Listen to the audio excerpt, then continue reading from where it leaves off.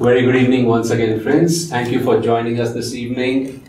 My name is Aditya and Sagar and I are speaking from Pune. So, as you know the format, we will go through a few readings, and this is from our app. The monks have developed the app which is called The Autobiography of a Yogi app. Autobiography of a Yogi app is the exact name, and you can go online and make a purchase of this app. And there are daily quotes from, of course, Autobiography of a Yogi. So I'd like to read a few quotes and then alternately Sagar will share. So the first one I'd like to share is for actually Jan 2nd. And you could take it for 2017 or 18.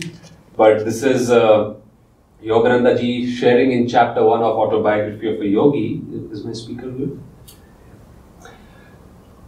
Many yogis are known to have retained their self-consciousness without interruption by the dramatic transition to and from life and death. If man be solely a body, its loss indeed places the final period to identity. But if prophets down the millenniums spake with truth, man is essentially of incorporeal nature. The persistent core of human egoity is only temporarily allied with sense perception. And this is such a beautiful, on one level actually you might say the year 2017 is coming to a close and it's moving into 2018. That's the numbering we have given it. And likewise, friends, masters, all masters have explained that life in this world where you and I are experiencing it, call it the physical world or anything which is manifested, has to have an end. But then, is that really the end of everything? I remember asking somebody once who was, not quite interested in spiritual teachings, nonetheless was not happy either. And I tried to reason him this way. I wasn't successful, but my reasoning was this. I said, do you really think you will cease to exist when you die, when the body dies, which will happen sooner or later? The person thought for a brief moment, and knowing that there might be a trap over there, he said, of course, what else? What else? People die, they die. How did they never come back? They never speak again and such. And I said, you are absolutely right. So they don't speak. The body does not speak. In India, we say, unhone pran tyag diye hain. The prana, he or she has surrendered the life force, the prana back. But that's a very important question to ask. It's like how we have electric lamps, how anything functions in the world. It is moving, it is operating. Take a tree, for example. But what's the energy behind it? Think of the sun sometimes. Now, I know there are very scientific ways to explain these things. But there comes a time, friends, when if you ask that question enough number of times, you can see that, but how is it working? I know recently I was with one of our acharyas and we were in an eye hospital. And as it happens, there was a television and they were promoting the different procedures they do, what happens inside the eye.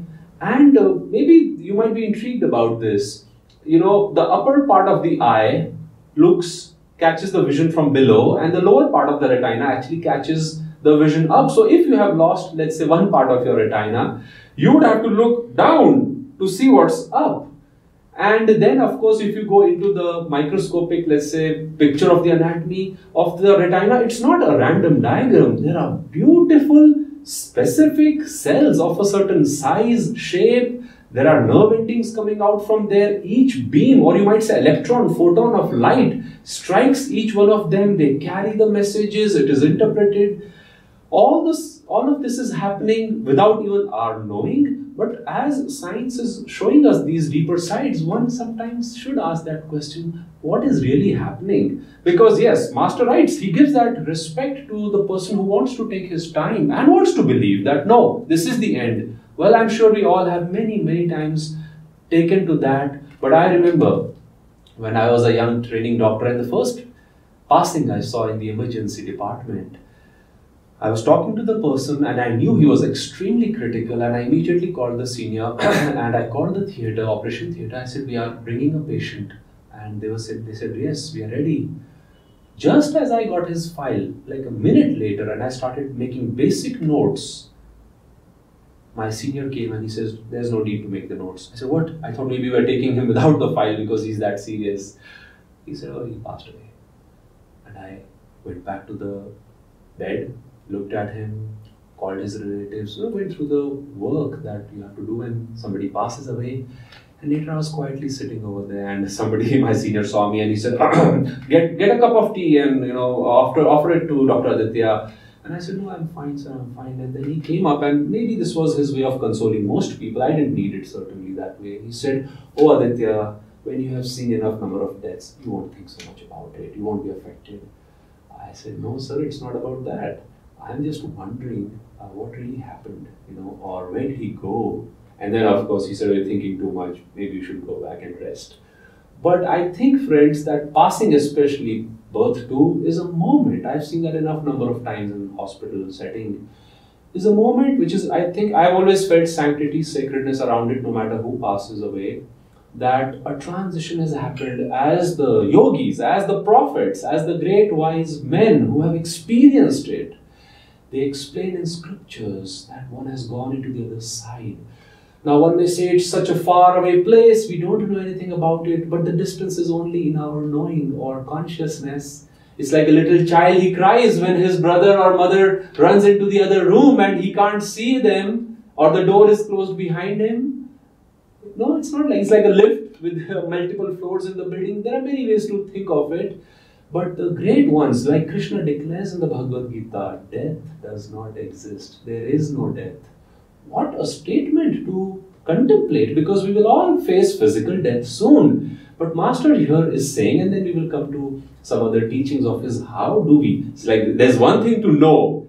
There is a great pudding, but then the next question should be, oh, where is it kept? How can I have it? How can I make it again for myself? That is the only destiny, that is the highest gift, Master says, that India offers to the world, that yogis as a gift, you might say, pass on to the world. Ananda ji himself, the founder of Ananda, in his last will, he is speaking of how he would like his music, his books, his legacy to be left. He says, but above all, what is the legacy of a spiritual practitioner? What was the legacy? He says, of my guru. He says, I think my legacy too is chiefly, he says, my consciousness, my vibrations. And one could dismiss that in modern times. But friends, when we seek that inner, you might say, knowledge, of where am I headed? Why am I not happy? How can I regain my health? How can I pray for somebody who has passed away, who perhaps I hurt? Master says, oh, the soul is ongoing in its journey. It's a long pilgrimage. He says, whenever you pray for that soul, sometimes you don't even need a picture. He says, but if you know them very well, it helps better to concentrate your intention. He says, when you pray for them, the soul is helped no matter where they are in their evolution. Another time, Kriyanandaji says, what about all those people who we won't meet, who we have hurt, let's say, before we came on the spiritual path? Again, the same thing. He says, maybe you could pray this way. Lord, please fill their hearts with divine peace. Because peace is like that, it's like that lubrication. It's like that oil on the surface of water where everything comes to rest. Once that calmness comes into the heart, into our thoughts, into our feelings, when peace, the breeze of peace comes, it's like we see the reflection within ourselves. That word, faith, means it speaks of experience. But what is the Hindi word for faith? This is one of the few words Master explained in both languages. He says faith translates as Vishwas. Vishwas means without breath. Vishwas. So when the breath is calm and peace comes, then we know in meditation. And many yogis, many yogis, even many people in Swami's knowing, in our own Sangha, we have known a few people who left their body very consciously, because you have to leave the body one way or another. Life is but a preparation for death. And I would say again, in those few lines, let's pick it up perhaps as a starting point that no, this is perhaps the only life I have. But is it? Is that the finality? And as we question, try to feel for that answer. Ask the masters, as Master is saying, what have the prophets and saints said over the ages? How can we then apply those teachings in our daily practice, especially in this coming year, to overcome this fear, which is actually known to be the greatest fear of all. Master says the desire to preserve oneself is a most deeply ingrained one. And I'll close with this. I bought a magazine, and the title was, Has Science Found Deathlessness? And you can imagine how much such a magazine would sell if that's the cover story. Latest research, they said. And I was sharing that with one of our teachers, and they said, well, you wonder, that topic must be loved by people over the millennia. Even 2000 years ago, if somebody stood up in a marketplace and he said, oh, I have found something in my laboratory or, pharmacy which will overcome death and give you long life, throngs and throngs of people would go in that direction. But I think Master is providing something very experiential and direct over here. So very warm welcome once again, and I have a couple of verses or excerpts from the autobiography also, and since I chose first, I got the good ones, December 31st and Jan 1st, good ones date wise, all the conversations are good, but this one on the 31st of December, Yoganandaji talks about World Brotherhood colonies, which was very dear to his heart, and here he says, discussing the need for world colonies founded on a spiritual basis. The ills attributed to an anthropomorphic abstraction called society may be laid more realistically at the door of every man. Utopia must spring in the private bosom before it can flower in civic virtue. Man is a soul, not an institution. His inner reforms alone can lend permanence to outer ones. And though I don't know how much of that you grasped because each of those sentences is weighty. There are big words there and it can be hard to understand. But very simply, Yoganandaji often used to say that live in a spiritual world brotherhood colony. And he defined a world brotherhood colony as a place where like-minded people seek God together and where they are self-sufficient because they have their own school, working place and place of meditation together. And he said in such an environment where everybody helps the other, spiritual progress is hastened because there are very few distractions and there is great amount of support. He often used to say environment is stronger than willpower. And Swami Kriyananda, he took this exhortation and this desire that Yoganandaji had for the work, for his students to heart, and he built Ananda Sangha, which is a conglomeration of colonies, world brotherhood colonies spread across 3 continents. We have quite a few in America, in Italy, and we have centers here which supply that need. Now the point I want to make here is many times people come and say, oh, but you guys are so lucky. I don't live in a world brotherhood colony. What about me?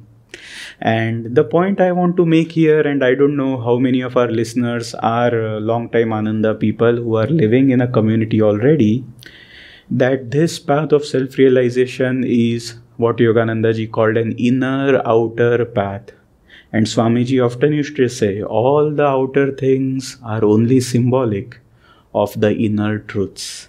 And so a true spiritual community is not just what we have out there as an organization, but also what we have in here. Now this is exactly what Yoganandaji says in these lines. I'm going to just reread a couple of statements here. Man is a soul, not an institution. His inner reforms alone can lend permanence to outer ones. And there, what does that mean? And Swamiji sometimes talked about it. He said, each person is like a community because there are so many thoughts, so many desires all playing against one another. And a good spiritual community, think about Ananda Sangha or this World Brotherhood Colony as your own consciousness. You know, if you want it to be successful, you have to have the right kind of people populating it. And so you have to choose your members, you have to choose your desire, your direction for this World Brotherhood Colony. You have to choose your spiritual director for this colony carefully. In fact, Just to have a little bit of fun, here's what Yogananda ji says in the chapter on Kriya Yoga. And it's very interesting. He says, gross man seldom or never realizes that his body is a kingdom governed by emperor soul on the throne of the cranium with subsidiary regents in the six chakras. This theocracy or this rule extends over a throng of obedient subjects, 27,000 billion cells, and 50 million thoughts, emotions, and variations of alternating phases in man's consciousness.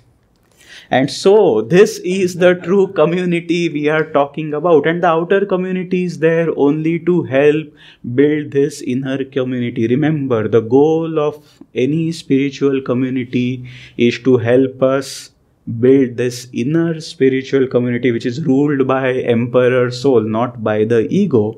And Yogananda ji, to emphasize this point, often used to tell this fun story. He said there was a community in America which was prospering most wonderfully for 6 months. And then one day a member came and said, oh, the community is no more. And so Yogananda ji asked, what do you mean no more? He said, no, 2 days ago we had a big celebration, 6 years commemoration. And some people said they wanted tapioca pudding. And the other people all said they wanted rice pudding. And so we fought so bitterly that the community dissolved. And Yogananda ji said, but why didn't you have both tapioca pudding and rice pudding? So that whoever wanted whichever could have what they liked. And Yogananda ji said, this is what happens when a community is thought of just in outer rules and norms. Many people who think, all I have to do is live in a community, but just be as I am, they find that it's a very hard experience. But when you try to build this inner community through attunement with the Guru, which will be the next talk, next excerpt I'll talk. But when you try to build this inner community and use the outer community to gain strength, to gain wisdom, to help others, then you see that this inner outer path fuses together. And you can help make a good contribution to the outer community, and you can create a beautiful inner community. So with that, let me pass it back to Aditya. I want to read for January 5th, which is also Master's birthday. Any word spoken with clear realization and deep concentration has a materializing value. Loud or silent repetition of inspiring words has been found effective in Coism and similar systems of psychotherapy. The secret lies in the stepping up of the mind's vibratory rate. And again, a very practical tool. I was just reading Jyotish ji's letter. It came this afternoon. He and Devi ji write a blog alternate. Affirmation, you might say, which he says could remember it right now. He says it could become the more.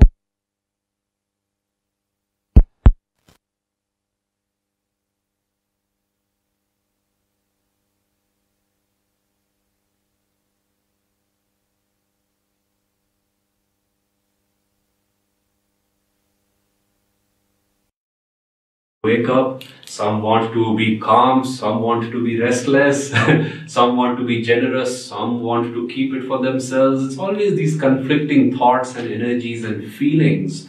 It's like sometimes, so many times people come up and say, oh, I don't want to be angry, but I end up becoming. And Master says one way, he says you're acting out of habit. He says the key lies in changing the mind's vibratory rate. Our mind, Master says, has 3 essential realities. He says we have a subconscious mind, we have a conscious mind, and we have a superconscious mind, or access to a superconscious aspect of our mind. Think of an iceberg.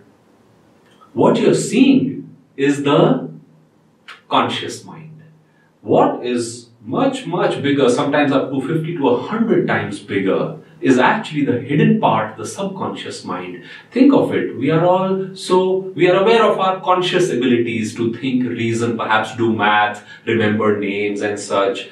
But there is 100 times perhaps bigger reality, perhaps much bigger, I would say, which is the effect of all our thoughts, actions, tendencies, They are like seeds, yogis say. We could be happily going through life, and one of them pops open and starts germinating and soon becomes a plant, a tree, and then we realize, oh my goodness, didn't I think of banishing this quality 20 years ago, 30 years ago, and here I am finding it's still there because there are vrittis or samskars inside of us. But then the goal, Master is saying over here that by repeating certain words, and this is also the technique of japa, affirm to yourself, I am calm, I am joyful. In this coming year, perhaps make a list of 3 qualities which you are really trying to overcome, and don't try to starve those. That will automatically happen as you start watering the positive side of them. Master says that's how you change habits. He says you're simply redirecting energy. You might say nutrition, attention, focus, time. So if it is something you're trying to develop, energy for example, Swami has a beautiful affirmation. Within me lies the energy to accomplish all that I will to do. Behind my every act lies infinite power. And somebody was telling me recently, I said, how are you so energetic? So many times you say yes to things. And he said, I inhale, which we all have to do before saying yes to a big project. We said, okay. And he says, in that inhalation, I mentally say yes. And then like Master says, say yes first, if it's a good thing, and then think how you will do it. But sometimes just in that inhalation, that energy comes and we raise our consciousness. So let's think of this tool. And Master did say, and Swami I think once said that affirmation is underutilized. There's another tool of his which Master himself has said. He said visualization, which goes hand in hand actually with affirmation. You can visualize yourself calm, cheerful, smiling. And I'm reminded right now of a quote of Vivekananda, and somebody was coming month after month asking him some solutions. And he says, why don't you go back and just repeat this for 1 month and then come to me? And he says, repeat this, I am not this body. He says, day in and day out, just repeat, I am not this body. And likewise, you can add a positive side to it. I am joy, I am calmness, I am peace, I am kindness itself. And as we just 1 or 2, just as you start doing it again and again and again, I'll read again, Master is saying that they have been found, they have materializing value. So thought, when given energy, becomes manifestation. So let's take this tool into 2018. Jai Guru. Coming to the second excerpt for today, this is 1st of Jan, and very aptly so because it's also the first line in Autobiography of a Yogi. The characteristic features of Indian culture have long been a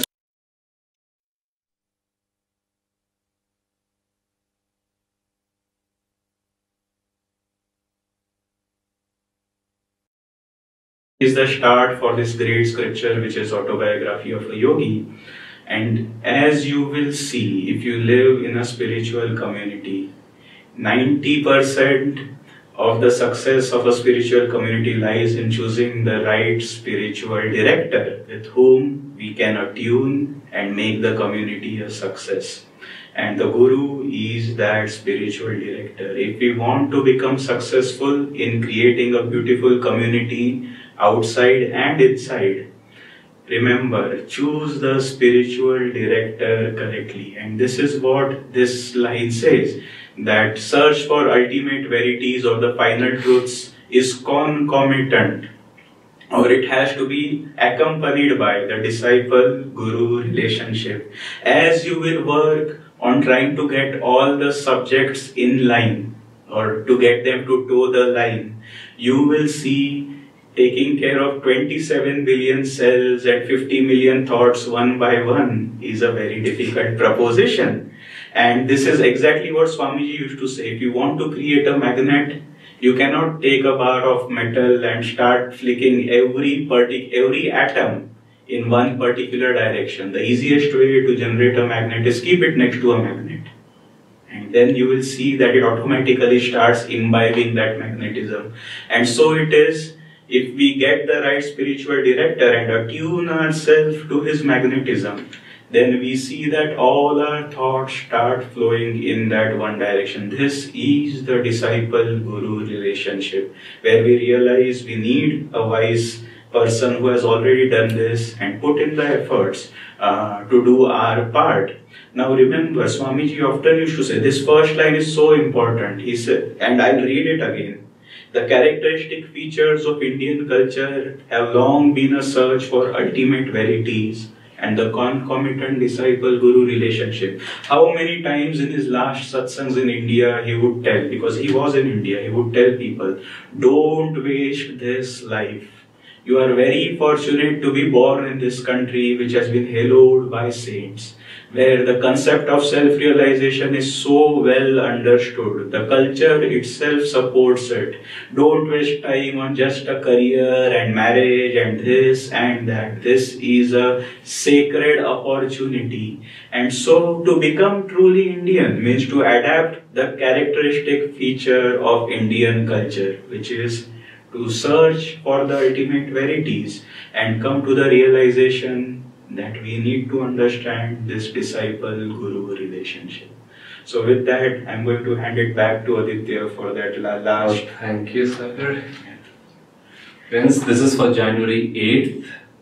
Aren't these beautiful reminders to move into a new year? I'm just somehow seeing all of them as that. This is for January 8th. Krishna's words from the Bhagavad Gita. Even he with the worst karma who ceaselessly meditates on me quickly loses the effects of his past bad actions. Becoming a high-souled being, his trust in me he soon attains perennial peace. Arjuna, know this for certain. The devotee who puts his trust in me never perishes. And I took some time, I remember, to understand this verse as I was reading the Gita a few years ago, because it seemed like suddenly he was offering like a shortcut to everybody, the worst of sinners, he says. And it made me think, who is a worst sinner? Or what is a worst sin? Sin, Swamiji explains, he says, is error actually, in the final analysis. When we are all progressing on the spiritual path, we go through that time when we are not aware that there are laws in place, rules in place. We have perhaps any identity in such a big universe. Right now, most of humanity is confused because we have realized the universe is so much infinitely bigger than you and me and our world even, that we wonder, I can't deny that greatness of the universe. I can certainly know how little I am. But that's also ignorance, actually. The body is little. Consciousness is actually, they say, bigger than the universe itself. And what God, Lord Krishna over here, the Guru you might say, is expressing is how he sees you and me. Not for all the errors we have committed. Even the worst, he may say. He's saying. But sometimes like Christ, he said, I came not for his disciples. He was reminding them, he said, I came for the sinners. That was his main compassion was flowing out to everybody equally. They love everybody equally. But let's take this word over here, that when we now overcome the karma, we will find him. He will bring us home. And one line over here, how do you overcome karma? It may seem like somebody could get away from so much bad action. You're not getting away. You've committed something wrong. The way to overcome karma, yes, there's devotion, there is meditation, there are many practices, there is grace of Guru. Patanjali's one line comes to my mind. When have you overcome a karma? He says, when it comes to you as a test, which tests come again and again, sometimes in the same form. He says, when you can accept it calmly and you do not react. Because when we react, either in a good way or in a very angry way, that's when we do something foolish. And we create karma or sin, you might say. But when you calmly accept it, you do that which is the right thing to do. Once we have calmly accepted a situation, Swami says it's almost over. Maybe what is required is for us to develop that joy and understanding, and we say, Guruji, I offer it to you. So with that, friends, again, it's a very good message to take. No matter how this year was, maybe you didn't meditate as much, maybe you plan to energize more.